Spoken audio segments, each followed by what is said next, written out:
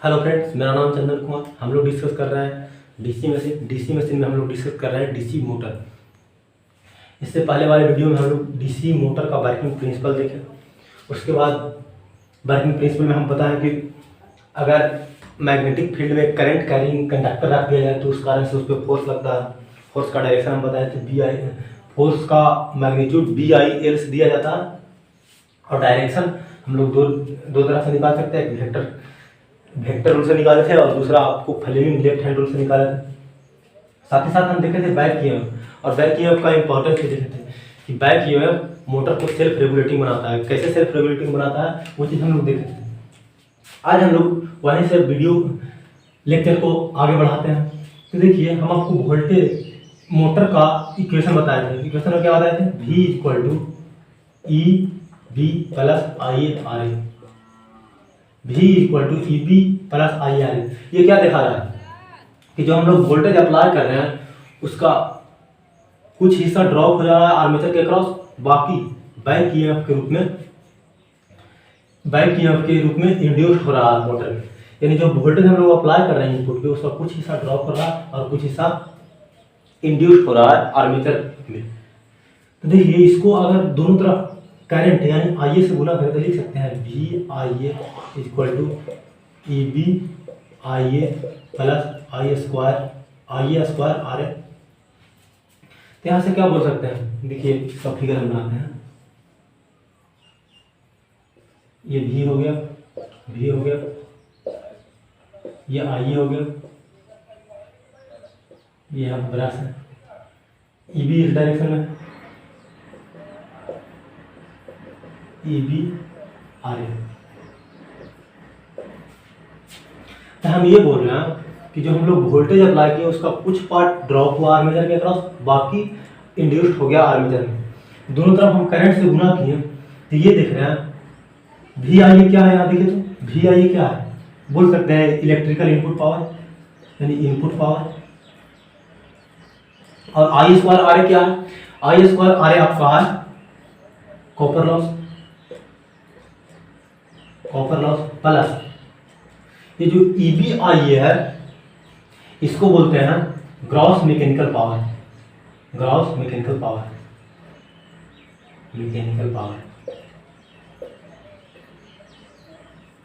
यानी जो आप इनपुट पावर सप्लाई कर रहे हैं वो आपको क्या हो रहा है? उसका कुछ पार्ट कॉपर लॉस हो जा रहा है।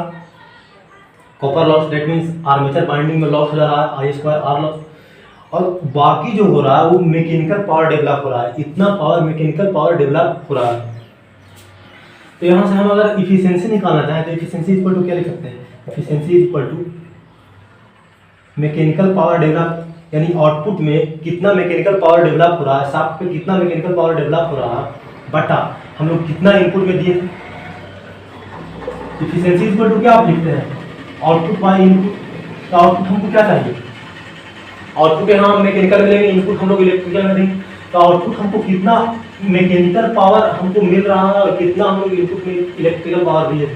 देखिए, मैकेनिकल पावर हम अभी बताएं कितना मैकेनिकल पावर डेवलप रहा है। एफिशिएंसी इक्वल टू क्या लिखेंगे? आउटपुट बाय इनपुट, यानी मैकेनिकल पावर डेवलप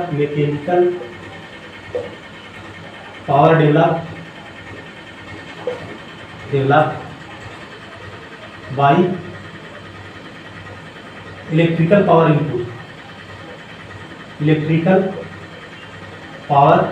इनपुट। अब देखिए, तो मैकेनिकल पावर डेवलप कितना हुआ? EBIA। और इलेक्ट्रिकल पावर हम लोग कितना दिए हैं? VIA। यहाँ से देखिए, अगर IA काट दीजिएगा तो आपका आ जाएगा EB/V। यानी इफिशियंसी इक्वल टू लिख सकते हैं। इफिशियंसी इक्वल टू क्या निकल गया आपका? EB/V। यानी efficiency equal to back EMF by supply voltage. अब यहाँ से हम लोग निकालते हैं कंडीशन। क्या कंडीशन होगा कि जो मैकेनिकल पावर डेवलप हो रहा है उसका वैल्यू मैक्सिमम हो। यदि हम लोग निकालेंगे condition for maximum mechanical power develop. ये देखिए, मैकेनिकल पावर डेवलप हो रहा है तो हम अब ये निकालना चाहते हैं कि ऐसा क्या कंडीशन या सिचुएशन आएगा जब maximum mechanical power motor develop करेगा। अब हम लोग निकालते हैं condition for maximum power developing motor armature. तो मोटर आर्मेचर में जो पावर डेवलप होता है, मैकेनिकल पावर, शॉर्ट में लिखते हैं PM, P mechanical equal to क्या बताया था आपको, EBIA जो पावर डेवलप होता है इसको हम लोग बोलते हैं पी मैकेनिकल। अब देखिए EBIA, अब ये भी हम आपको बताए थे कि VIA इक्वल टू होता है EB प्लस IARA। यहाँ से हम आपको बताए थे कि अगर दोनों तरफ IA से गुणा कर देंगे तो EBIA I square RA, EBIA plus I square RA।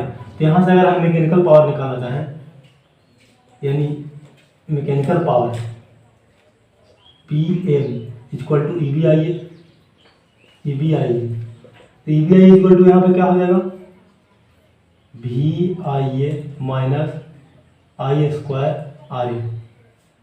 यानी जो आपका P मैकेनिकल यानी कितना मैकेनिकल पावर डेवलप हो रहा है, यानी EBIA किस चीज़ पर निर्भर कर रहा है, वोल्टेज पर निर्भर कर रहा है, करंट पर निर्भर कर रहा है और रेजिस्टेंस पर निर्भर कर रहा है, यानी आर्मेचर रेजिस्टेंस पर निर्भर कर रहा है। तो हम ये बोल रहे हैं कि हम इसका मैक्सिमम पावर डेवलप हम देखना चाह रहे हैं और उस कंडीशन में हम लोग voltage supply, particular voltage supply के लिए देखना चाह रहे हैं। तो उस कंडीशन में क्या हो गया, आपका वोल्टेज सप्लाई तो फिक्स हो गया, और देखिए उसके बाद आर्मेचर रेजिस्टेंस, तो किसी पार्टिकुलर मशीन के लिए आपका आर्मेचर रेजिस्टेंस भी कांस्टेंट रहने वाला है। तो जो आपका पी मैकेनिकल यानी मैकेनिकल पावर जो होगा वो सिर्फ और सिर्फ डिपेंड करेगा इस पे, आर्मेचर करंट पे। यानी अगर आर्मेचर करंट का वैल्यू वैरी करेगा तो उस कंडीशन में आपका मैकेनिकल पावर भी वैरी करने वाला है। तो हम इसका मैक्सिमम वैल्यू निकालने के लिए क्या करेंगे, मैक्सिमम वैल्यू निकालने के लिए हम आर्मेचर के रिस्पेक्ट में इसको डिफरेंशिएट करेंगे, आर्मेचर के रिस्पेक्ट में डिफरेंशिएट करेंगे, और डिफरेंशिएट करने के बाद जो आर्मेचर करंट का वैल्यू आएगा उसको इस इक्वेशन में पुट करेंगे तो हमको अब मिल जाएगा मैक्सिमम पावर। तो देखिए हमको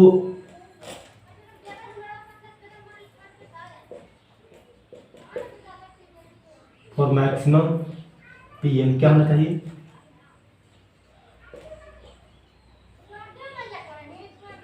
आर्मेचर करंट के रिस्पेक्ट में इसको डिफरेंशिएट करके और उसको जीरो के बराबर कर देंगे। देखिए इसको डिफरेंशिएट करते हैं पहले DVIA minus I square RA by DIA equal to 0।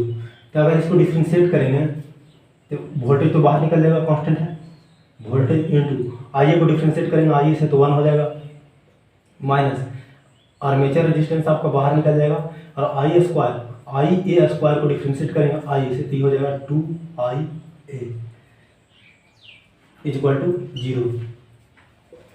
यहाँ से क्या निकल के आया, V minus 2IA RA equal to 0। अब देखिए V minus 2IA RA equal to 0, यानी V equal to 2IA RA। अब हम लोग जानते हैं बैक ईएमएफ इक्वल टू होता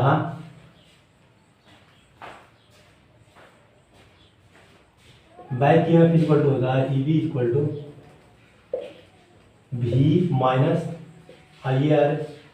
यहाँ से V का वैल्यू पुट कर दीजिए, V का वैल्यू पुट कर देंगे तो ये हो जाएगा 2IA RA माइनस IARA, यानी आ जाएगा IARA, यानी आपका आ गया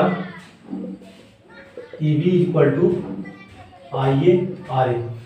हम लोग ये चीज़ जानते हैं कि V इक्वल टू होता है IARA प्लस EB यानी बैक ईएमएफ, और IARA इक्वल टू क्या आ गया EB, यानी EB प्लस EB यानी 2EB। तो यहाँ से हम क्या लिख सकते हैं, EB यानी back EMF equal to V/2।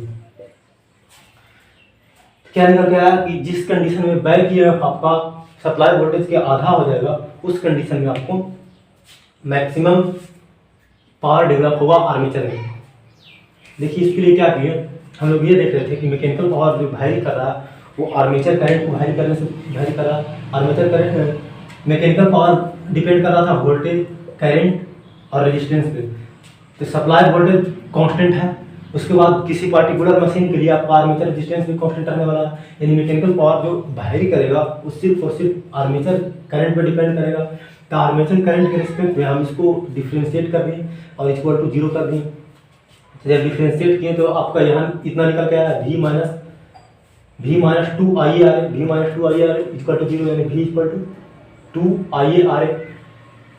यहाँ से इस इक्वेशन में पुट किए, EB इक्वल टू होता है v माइनस IARA, इक्वेशन होता है ना, v equal to EB plus IARA, EB plus IARA। इसमें पुट किए हैं, यानी इसी से निकाले हैं EB equal to v minus IARA। इसमें पुट किए तो हम देखें कि जो इस कंडीशन में आपका EB यानी बैक ईएमएफ का वैल्यू आएगा वो IARA यानी आर्मेचर के क्रॉस पे ड्रॉप हो रहा है और बैक ईएमएफ दोनों बराबर हो जा रहा है। यानी EB यानी बैक ईएमएफ और आर्मेचर के क्रॉस दोनों बराबर ड्रॉप हो रहा है। तो यहाँ से हम लोग देखें कि V इक्वल होता है IARA प्लस EB और EB इक्वल टू IARA हो गया। तो इसके इक्वल टू EB पुट किए हैं, IARA equal to EB put कर दिए। तो यहाँ से देखें कि V इक्वल टू 2EB यानी EB इक्वल टू V/2, यानी जितना वोल्टेज आप मोटर में जितना वोल्टेज आप अप्लाई कर रहे हैं उसका आधा वोल्टेज बैक ईएमएफ के रूप में इंड्यूस हो और आधा वोल्टेज IARA यानी रेजिस्टेंस के अक्रॉस ड्रॉप हो जाए, आर्मेचर के अक्रॉस ड्रॉप हो जाए। तो इस कंडीशन में आपका मैक्सिमम मैकेनिकल पावर डेवलप होगा, यानी आर्मेचर के अक्रॉस मैक्सिमम पावर डेवलप होगा। लेकिन ऐसा कंडीशन हम लोग कभी करते नहीं है, ये चीज़ हम लोग प्रैक्टिकली यूज नहीं करते। इसलिए यूज नहीं करते हैं कि इस कंडीशन में आपका आधा 50% वोल्टेज ड्रॉप तो आपका आर्मेचर के अक्रॉस हो गया। 50% आर्मेचर के अक्रॉस ड्रॉप होने का मतलब हुआ 50% पावर आप लॉस कर दिए आर्मेचर के अक्रॉस, यानी 50% आपका कॉपर लॉस हो गया। 50% कॉपर लॉस हो गया। इसके बाद हम आपको आगे बताएंगे इसमें लॉसेस जनरेटर में आपको लॉस बताया था ना, कुछ मैकेनिकल लॉस भी होता है। तो 50% तो आपका हो गया कॉपर लॉस यानी आर्मेचर के क्रॉस। उसके बाद कुछ मैकेनिकल पावर लॉस होगा। तो इस कंडीशन में आपका जो इफिशियंसी आएगा वो 50% से लेस आएगा। इफिशियंसी जो होगा लेस देन 50% होगा। इस कंडीशन में आप जब मैक्सिमम पावर डेवलप कराइएगा तो उस कंडीशन में आपका जो इफिशियंसी होगा वो 50% से कम होगा। क्यों 50% से कम होगा? क्योंकि 50% तो आपका कॉपर लॉस हो गया है। उसके बाद कुछ फ्रिक्शन लॉस होगा, एडी करंट लॉस होगा, हिस्टेरिसिस लॉस होगा, तो आपका इफिशियंसी 50% से घट जाएगा। तो 50% की इफिशियंसी घट जाने का मतलब जो हम लोग पावर दे रहे हैं उसका 50% भी यूटिलाइज नहीं हो पा रहा है।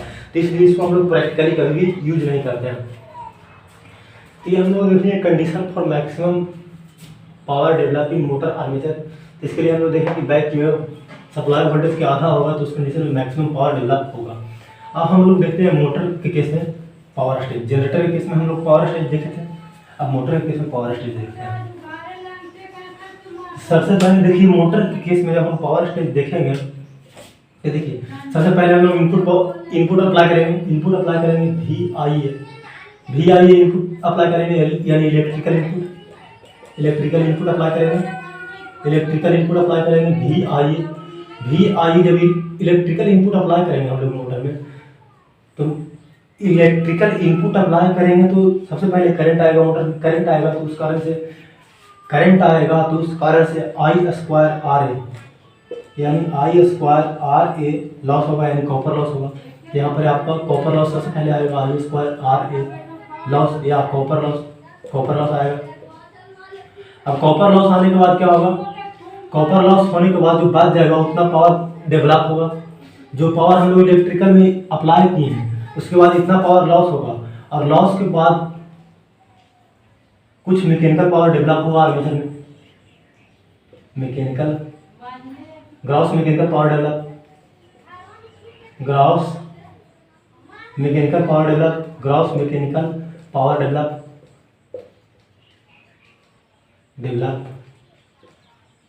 ग्रॉस मैकेनिकल पावर कितना डेवलप होता था? PM equal to EBIA। ठीक है, अब इतना पावर डेवलप हुआ। अब इतना पावर डेवलप हुआ तो इस पावर डेवलप होने के कारण क्या होगा? मोटर घूमना जाएगा। EBIA इतना मैकेनिकल पावर डेवलप हुआ। सबसे पहले क्या हुआ? कॉपर लॉस हुआ। कॉपर लॉस होने के बाद जब करंट आया तो करंट आने के कारण क्या होगा? मोटर मूव करना स्टार्ट करेगा। फील्ड में जब करंट आएगा तो टॉर्क लगेगा, टॉर्क या फोर्स लगेगा तो उसका अंदर से मूव करने लगेगा तो आपका बैक ईएमएफ आएगा तो इतना पावर, इतना मैकेनिकल पावर आपका डेवलप होगा। साथ ही साथ जब मोटर रोटेट करेगा तो उस कारण से कुछ फ्रिक्शन लॉस होगा, कुछ हिस्टैरिसीस लॉस होगा, कुछ ईडी करंट लॉस होगा। जिस तरह से उसमें डीसी जनरेटर में जिस तरह से लॉस हो रहा था उसी तरह से इसमें भी लॉस होगा। इन सारे लॉस को हम लोग मिलाकर बोलते हैं मैकेनिकल लॉस।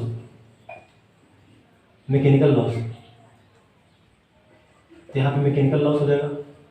मैकेनिकल लॉस के अंदर क्या आता है? मैकेनिकल लॉस के अंदर आपको आ जाएगा eddy current loss, hysteresis loss, friction loss, windage loss. ये सब लॉस आपका आ जाएगा मैकेनिकल लॉस के अंदर। Eddy current loss, hysteresis loss, friction loss, windage loss. तो यहाँ आपका मैकेनिकल पावर लॉस हो जाएगा।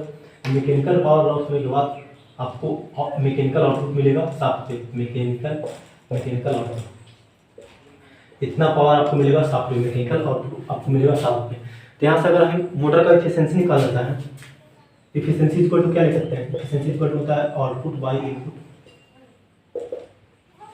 या इसी को आप लिख सकते हैं output by output plus loss. Input equal to नहीं लिख सकते हैं? Input equal to output plus loss लिख सकते हैं ना। तो वही लिखे हैं और efficiency equal to output by input, या output by output plus loss, या इसी को अगर इनपुट के टर्म में लिखना चाहें तो आउटपुट को क्या लिख सकते हैं? इनपुट माइनस लॉस, यानी input minus loss by input. यहाँ से आप एफिशिएंसी निकाल सकते हैं। तो हम लोग पावर स्टेज में क्या देखें कि हम लोग सबसे पहले इलेक्ट्रिकल पावर इनपुट, यानी इनपुट टर्मिनल पे हम लोग इलेक्ट्रिकल पावर सप्लाई करेंगे। कितना इलेक्ट्रिकल पावर सप्लाई करेंगे? VIU। जब इलेक्ट्रिकल पावर हम लोग सप्लाई करेंगे तो उस कारण से करंट आएगा, और करंट आएगा तो आपका सबसे पहले I2R यानी कॉपर लॉस होगा। उस कॉपर लॉस होने के बाद क्या होगा? आर्मेचर में, मोटर के आर्मेचर में मैकेनिकल पावर डेवलप होगा। मैकेनिकल पावर डेवलप कितना होगा? EBIU। अब मैकेनिकल पावर डेवलप होगा, उसके बाद जब मोटर रोटेट करेगा तो मोटर को रोटेट करने के कारण कुछ लॉस होगा, मैकेनिकल लॉस में आपका आता है eddy current loss, hysteresis loss, friction loss, windage loss. तो इन लॉसेस के बाद जो आउटपुट पे, मोटर के शाफ्ट के आउटपुट पे जो मिलेगा उसको बोलते हैं मैकेनिकल आउटपुट। इतना आपको मैकेनिकल आउटपुट मिलेगा। यहाँ से आप एफिशिएंसी निकाल सकते हैं। इसके बाद आपका नेक्स्ट टॉपिक आता है टाइप ऑफ मोटर। तो हम आपको टाइप ऑफ जनरेटर पढ़ाएं। तो जिस तरह से जनरेटर में टाइप होता था, बिल्कुल उसी तरह से मोटर में टाइप होगा। तो मोटर के टाइप को हम लोग अलग से डिस्कस नहीं करेंगे, आप लोग देख लीजिएगा सेम टू सेम। सिर्फ एक बार आपको जो नोट्स है डिस्क्रिप्शन में दिया हुआ रहेगा, उसमें सारा चीज़ लिखा हुआ है।